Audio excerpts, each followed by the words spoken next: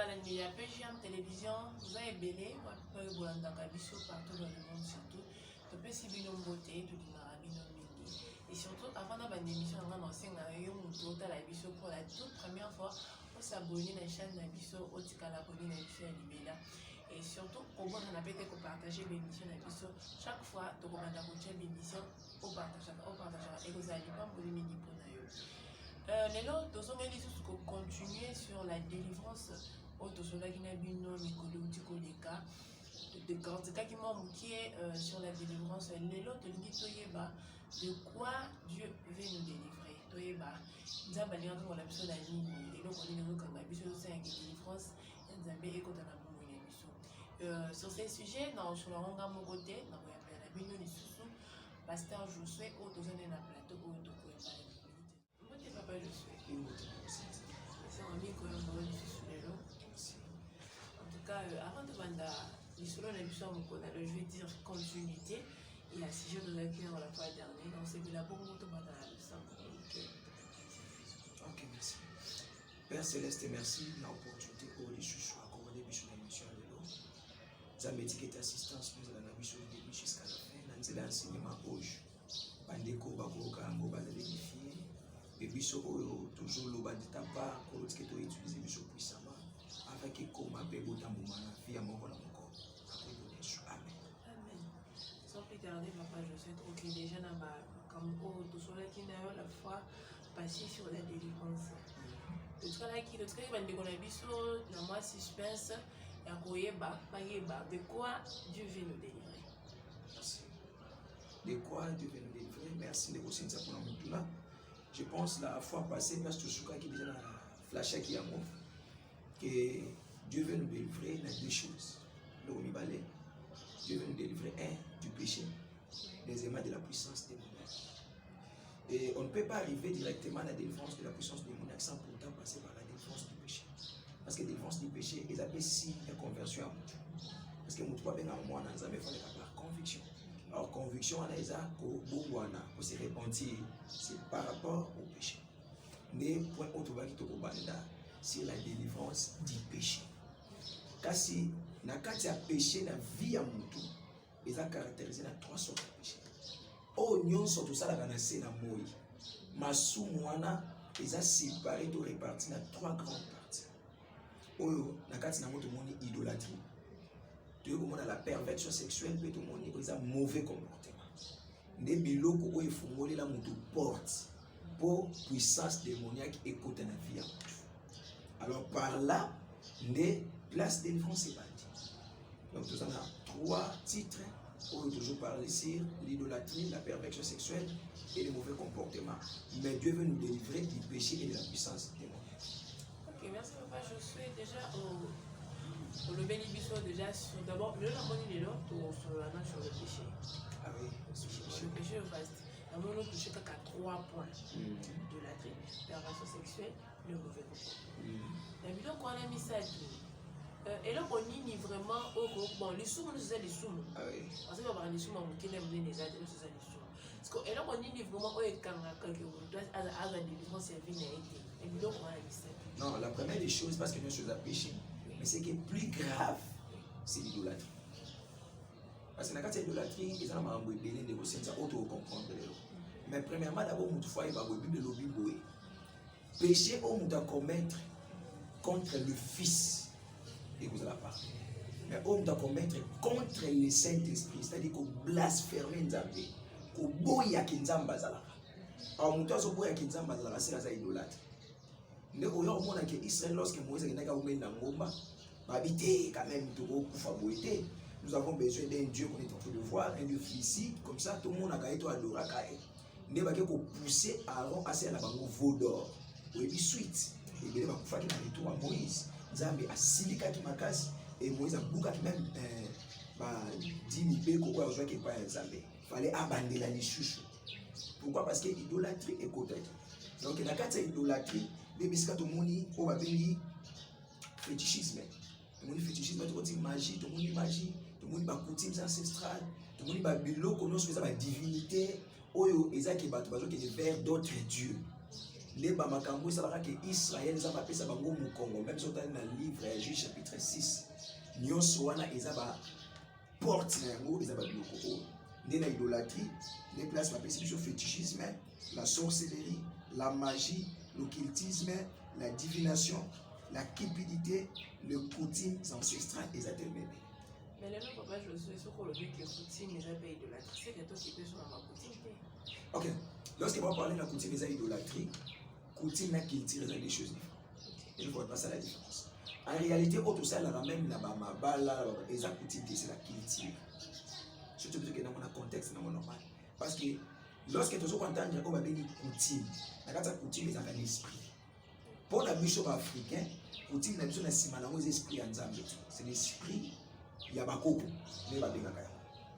Je crois na bomona na na zoka grâce au Kenya na village moko. Na otanga komba province pour ne pas dire beaucoup de choses. Na kola na mboka moko na visiter pendant 2 ans. Na bomona vraiment na yebaka. Na mboka on ezaki na sima ndako moko na kati ya village, on avait une petite maison comme ça. Petite maison ba obenga ngo ndako bakoko. Pour ne pas attendre monoko wana parce que na yebi na monoko na bango, ba to comprendre les amboka tel. Ça c'est la province tel. Ndako bakoko. Alors qu'est-ce qui s'est passé? Lorsque ba osali ba cérémonie na mboka, ba kati ba nyama tout, ba ke ba boaki na kati ndako wana. Soit bizarre ba olesa bakoko, c'était la coutume. Or, Bible lobi na biso et loko nyonso o mutu azo zwango lokola nzambe, monument moko nyonso ko sala ke lokola nzambe. Deutéronome et lobi na biso, ou soit Exode pe lobi na biso, wana eza kungumba mila ekeko. Yamba bina biso, okoki kofuka matete ko ko na nzambe mosusu te liboso ya nzambe. Mais les gens se prosternaient devant cette petite maison là en disant que non, pas nzambe ba na kati.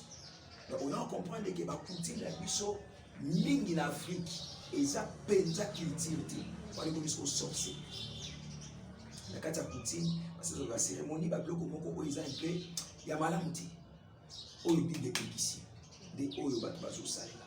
Donc surtout que dans le contexte normal, coutume en Afrique c'est la sorcière.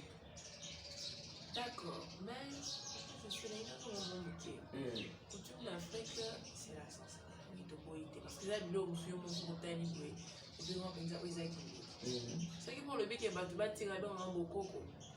Il va tirer bokoko, bokoko et bakoko dans la rue. Mais bokoko n'y a pas de zamba na sima na côté. Est-ce que vous avez mal à monter? Bokoko n'y a pas de la sima. Bokoko n'y a pas de la sima. On se connaît dans Israël. Tout ce qu'ils font, dans le nègre qui tire la coutume na bango, et c'est tiré dans la Bible. Tout. Même autrement, le but qu'ils ont mal fait, c'est tiré dans la Bible. Non, dans le Bible, all bango bassin la comme coutume na bango. Parce que bango bazaba descendant d'Abraham. Ba descendant d'Abraham basala ka oyo eza na kati ya lignée na bango. Et bango ko sala te au-delà. Alors, les gens ont babunga bako sala au-delà. Mais pourquoi tu cherches pas que les amis des juifs? Parce que bango baza na musisa ya malamu. Parce que bango baza na descendance moko ya malamu. Ba sala makambo parce que Bible oyo eza biso africain te. Histoire tout le monde dans la Bible eza ba histoire ya ba juif. Par rapport aux gens batambola qui na bango. Ne ba insérer ba komi ya mona Bible pour biso tous ba référence. Sur le plan physique, Jésus n'était pas africain sur le plan physique. Mais sur le plan spirituel, Azan Zambé, pour la baïnoté, pour la mindelete. Mais sur le plan physique, parce que Jésus était le fils de Marie. Marie est africaine, Marie est israélite, sur le plan physique. Mais sur le plan spirituel, mon toit a fait la kinawa, c'est quoi que c'était pas Jésus fils de Marie, c'était le Christ, qui est l'Esprit Dieu le Père. Donc il y a qui est coloté, qui est rasté. Il est le Dieu le créateur de toutes choses. Pasteur, je suis. On a te qui n'a pas coutume. Dis-moi un peu. Maintenant, on a un système que prophète, on a un prophète, il y a Matanzani. Avec un message, il y a Matanzani. Mais, prophète, on a le droit à l'accès à Batou, basé dans la semaine de l'Anzambi. Batou, on a au leva Koumi Sanzambi, et basé photo Moutoana, Tamboulana. On a tout bien en idolâtrie, ou bien d'après Bango, Bamou la Ranzambi, l'Anzélé à Boudouana. Non, ne vous savez pas expliquer sur la Bible dit mon peuple est détruit parce qu'il manque la connaissance. Nzambe ou akilanga na yo ana photo te. Tu vois la photo Jésus. Et on les a Jésus. C'est pas Jésus. Non, non, ce n'est pas. Il a pas bébé. Joseph. Na okota na polémique on a déposé bina kota kuna ta msusu. To ko bisa blo musu ezala bien te ba région musu ba osika. Mais na mukuse. Des fois éclaircir ba nzambe ba yeba. Ya mona bien éclaircir na mukuse. Il a besoin de prendre dans section lumière. Négocier ça na mukuse. Et dans la religion, et dans la nani. Oh, il y a une photo véritable de Jésus. Tu as marié pour prouver dans la télévision. Soit dans les réseaux sociaux. Peut-être à l'époque, le photographe Bazalaka. Non, Bazalati. Oui, tu as mais exact, photo de Jésus, exact. Mais pas que dans Israël, il y a la photo de Jésus. Ceux qui sont là. Exact, parce que bon, que tu as une tombe, photo exact. Mais il y a pas de photo dans la tombe, il faut que ton tombe ne pas site touristique. Mais pour il y a la photo, c'est exact, c'est exact. Exact, la photo, tout le monde a des Jésus, c'est exact, ni Marie. Donc, il y a une église, toute religion, il y a une photo, il y a une vérité, il y a une idolâtrie. Bible lobby, l'exode. Bible lobby, tu n'auras pas d'autre Dieu. Et tu n'auras pas l'image taillée. Il y a des gens qui ont des colos, tu en as assez. Ah, on a ce qu'on a dit, on a la photo et qui côté et les mots qui nous ont mis à biso yéyu. Azati. C'est assez simple. Vous voyez, quand sur le mot Rachel a pu faire à cause de bomba biké kwa tata na à cause de coutume. Vous voyez, ça va biloko papa na ngasali là. Aïbia qui na mo papa ya zo luka ya zo bombi yango avant les yango et mimaki na liwa. Parce que papa la ki mabe, Jacob la ki mabe. Que mouton nyonso komona ye yango akufa. Tellement que physiquement, là-bas mon aki yango tellement lobetika la ki spirituellement le roi Rachel la bomba ki yango et mimaki na liwa. Enfin qui trop cher. Donc on comprendre que coutume et même la mtu vite et boma mtu. Mais o nyonso ezali banda mutsambe. OK, dans cette nuance, il y a des coutumes où ils ont respecté la parole de Dieu. Mais il y a aussi des coutumes où ils ont annulé la carte de. Donc c'est l'idolâtrie. Église, nous sommes la photo, image, nous sommes là, na katia. C'est Nazolo Bayango, Nabi que j'ai le plus la Namaka. C'est l'idolâtrie. Ah non, on photo papa, tu l'as tolo, c'est idolâtrie. Mais l'action c'est l'idolâtrie parce que photo papa est bien sauté. Mais là, comme ça, même il faut comprendre que tu as battu, non? N'a la police. C'est pas le cas aujourd'hui, Bino va passer en l'élo, parce que la fois j'aime Bino. Bino va passer en l'élo, comment ça va? Comment ça c'est comme si Bino n'est pas dans le Zambé, et Bino va croire tellement à Bino, il pense que Bino n'est pas dans le Zambé aussi. Au moins la bonne maman, elle obéit à son pasteur plus qu'à son mari. C'est contre la Bible. Contre la Bible. Donc c'est ça. Nous avons le défaut. Oui. Mais, naïbi qui nous a battu dans sa génération, mon copain est mérité pour balayer le défaut. Alors, dans la génération, mais je vais quand même essayer de dire quelque chose. Nous, les pasteurs, que ce soit prophètes, apôtres, docteurs, évangélistes, nous devons nous abattre. Il faut dire que la vérité est la vérité. Nous devons biki saka, eza musala nzambe. Nous devons biki saka, eza nzambe. Ya musali ya nzambe. Donc, na sepela na musala nzambe mongo na otana komote, ye aloba komoni gloire nzambe. Kosokola mote. On va tenir un entretien, on te gloire à Nzambe pèse quand neza. Donc ndenge yeyi wana pèse neza. Na sambeli pour la mutu abiki, je n'ai pas besoin que mutu bana non masquer non. Papa nde alobaki non. Wana ba moko longoli Nzambe. Lobaki Nzambe ndadikisi. Mukolo basanza ba comprendre que ça bango te ba basala na makambo ba témoigner ka ndi ba ba pamba. Mais puisque biso to linga to za place en liboso. Dadi azu place en liboso. Le moni Nzambe ba kanini maboko. Ça va ba dadi basala basa. Le moni miracle comme montage. Professeur comme un montage. Pourquoi? Parce que Nzamba kangi maboko. Si vous bino bosala, si vous lokola boko a bosala te, faut fabriquer miracle, faut fabriquer bénédiction, faut fabriquer le moment sur le pour attirer pas. Dieu n'est pas dedans. Voilà, merci pasteur José. Ah oui. Et je dirais aussi merci à maman Naomi, pourquoi pas notre réalisateur Chris Assoumani. Papa, je suis encore une question.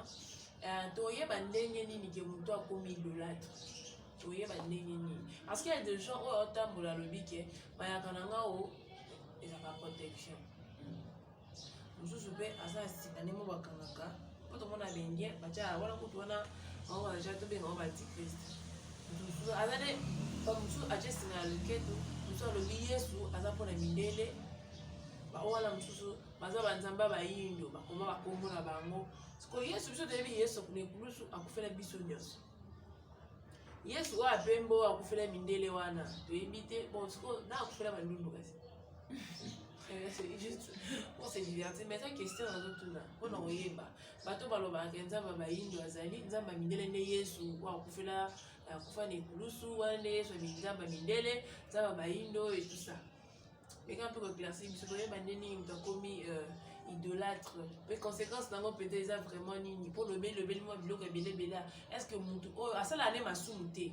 Et puis que il besoin ma bé, qui nous besoin ma bé, qu'on soit mobile à moi, c'est ma besoin ma bé, Kofinga. Non, ce gars m'a bé avant la salle à l'année, mais il y a l'église, qu'on s'en bélaye, ça s'en bélaye. À ça, bélaye, mais ma soum à ça la raté. Conséquence, ça me donne les gars, les gros amis. Ok, premièrement, la limite tout à verset, mon collègue. Là, livre 1 Samuel, chapitre 7, la verset 3. Samuel dit à toute la maison d'Israël, si c'est de tout votre cœur que vous revenez à l'Éternel, ôtez du milieu de vous les dieux étrangères et les astartés, dirigez votre cœur vers l'Éternel et servez lui seul, et il vous délivrera de la main des Philistins. Samuel a lobi soki ya solo boyi panza menendenga solo. Soki ya solo tuyaki église na ndenga solo. Tolongola kati na biso banzamba bapaya. Banzamba bapaya baba nini na nzungu. Nazaka na mayaka. Nazana chenette. Na na chapelet balimbisanga. C'est ça ce que la Bible déclare. Na ni loko moko na sambela bana yango. Na ni loko moko na utiliser kaso na problème. Na na parfum moko bapesanga na na liboka moko ko kwatikela nga na nzungu na ni loko moko sokolo. Babi bolongola yango kati. Ce qui dit dans verset 4, on a Israël qui a nyos pas basala nzamba. Les lois maman les ala souter. Il y a mutu na 5 bino la lance la bike ko na yango na ko kaba ils ala souter. Té wani ko montage. Ils ala souter. Papa je vous appelle. Les recettes si on le bazala raté, mais tout le monde a la TV. Et ezalaki au thème aina mama yaka na ebike ko na. Mais biso ezalaki. Ya sana aina ngo baso tumba na TV to zo. C'est contre bango. Tu n'as pas contre monter na ndimela ka miracle. Mais moi, je suis venu comme un montage. Je suis dans le domaine du ministère. C'est rare. Il y a vrai, c'est rare. Dans le lieu comment, montage qui église, mais ça n'a pas qui. Au moins, tu as un zambé, l'église, à Okimani. Aïe, affronter le petit terrain, il a pu participer à opérer, puis on a envoûté la sœur, ma frère. Accueilli.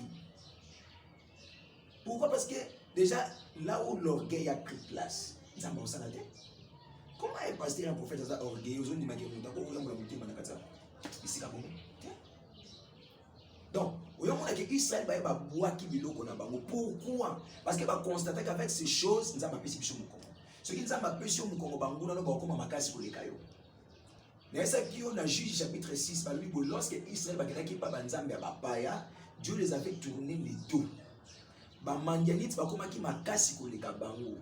Conséquence à cause de la idolâtre. Na eloko fallait e konzayote e konzayo. Okoma kobanga butu. Okoma kobanga ko 0h, ce qui est simple. Il y a de ces gens là sur la commis 23h, encore même pas au que se soulager là. Il a peur. Asa déjà possédé la idolâtrie pour lui, il a peur. Oh, et là on peut écanger exact. Donc ce qui nous a continué à l'idolâtrie, a comme nous moko à quoi paraître sur ce qui est dévotion dans ça. Dieu ne peut pas te voir. Imaginez ce qu'on a à mon côté. Suite mes années. Donc, pour la yeba, mouton comme idolâtre, automatiquement, ils ont monté en émulation véritable de Dieu. Mais à combien beaucoup plus la besoin à pratique. Il y a des pasteurs idolâtres. Ah oui, il y a des pasteurs idolâtres. Mais oui, pasteur idolâtre, ça pasteur, comme ça dans la église, il y a guérison à tes carmons à maille. Guérison à tes carmons à J. Guérison à tes carmons à mafuta. Natangi comment monter négocier na zote ya lilobanza mais so suis à bon. Mais tu les accuses parce qu'on lui que bateau baté ka maille. Mais nana yo to solo la bien. Nana to solo la bien. Bible le dit la biso bien. Dieu est multisystème. Mais pasteur en église ne comme pour la défense faut se m'appuyer la $5. Église nganja ba on est multisystème. Et comme il tire l'église, comme il cultive doctrine. En véritable doctrine c'est Jésus-Christ. Mais lorsque déjà il est comme une doctrine, avant au côté de la réception, il faut que nous soyons appuyés. Il y a des églises pareilles. L'année lorsque origine wana ya uil wana oyamona secrétaire mungu ya komaka ndasombi pasteur alandela kana suka combien de personnes basomaki miracle bonte kama ko balandela mo bongo. Et comme il a appui à ça idolâtre. Quel est le pasteur comme c'est église magasin comme son entreprise? N'abi ke bolata biso nyonso kaka po ezala bongo. En réalité moi chez nous il est ko les katé. Et ko les katé parce que n'habite ceux qui pour changer à lobby, mais avec le temps qu'on a fait dans le ministère, tout le monde est en train de combattre. ekomate parce que nzambe aza na mayo te nzambe aza na ji te babiso bakomisi ji makila ya yesu c'est encore bateau passer la scène de fiesta te sense nzelo mosusu wana eza service mosusu kasi makila esora toliaka makila non oyo nazobela ya miracle baoteka molangi ya ji ya 500 francs 20 dollars lekosensela kena l'église moko baoteka bastike prophète na bacarton bastike abeza purification donc c'est la stick oyo akovivre miracle 20 dollars wana olingo kwesa bakompani sikotango basilisi basisa lisolo oyo ntango basilisi osomba bastik esili prophète akangisi babongo to atiango na malete eza idolâtrie eza idolâtrie aza idolâtre. Il y a des pasteurs, des prophètes idolâtres. Bon, on a un grand pays. Parce que le Congo, ils ont bateau pays, bandimi bandimi ka bateau Congo. Et là, comme c'est un pasteur, je sais pas, ninga ba micha ka liboso, je na sima comme c'est une vérité, parce que Dieu a dit l'humilité précède. Oui, naza mutu moko na lingaka komikitsa mingi. Parce que lorsque je suis humilié, nous n'avons pas joué. Na yeke lo ngana ka le mwendo. Eza pona kutu kaka humilité mais c'est ma façon. Naza mwana ba masuka yeki na ba. Ah ben c'est bon chose. Merci papa, je pense que tu connais la souka. Émission d'émission pour en tout cas, minute à compter que Christ et James aussi nous de chiter un petit conseil au Facebook sur adresse à l'église. Pourquoi pas votre numéro de téléphone pour la bateau bazar pour soit contacter. Merci. Conseil ezalaki tobima na kati ya ba idolâtre. Tobima na kati ya ba idolâtre. Et tobima pe na kati ya ba idolâtre. Dans le but des choses. Tobima na ba pratique yango, pe tobima na kati ya bateau ba pratiquer. Tu te retrouves que dans une église où je priais, idolâtrie a beaucoup plus accentué, quitter. Quitter et Nzambe a pambola yo. Nzambe a kambola yo. Délivrance du péché, c'est très important dans la vie de l'homme. Ceux qui nous ont délivré dans le domaine du péché, même délivrance démoniaque, est la facile. Deuxièmement, église et se retrouver dans la commune à Sélé, dans le quartier Plaza, avenue Ngaki, numéro 18 bis, Libisika Centre évangélique, Ramalé chez Ali. Oui, Kambami na Moussal Nazamé, le pasteur Josué Mayo. Pour la Rojoabiso, ils ont plus de 143 81 0073 841. Plus de 143 81 0073 841. Merci papa, je sais, c'est un minute. Merci, maman, merci.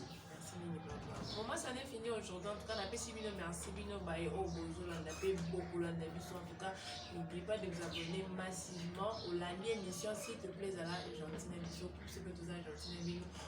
Au partager l'émission, la vidéo, au liker, au commenter, et qu'on a laissé un mini. Merci une fois de plus. Pour le lot de ceux qui au revoir à vous tous.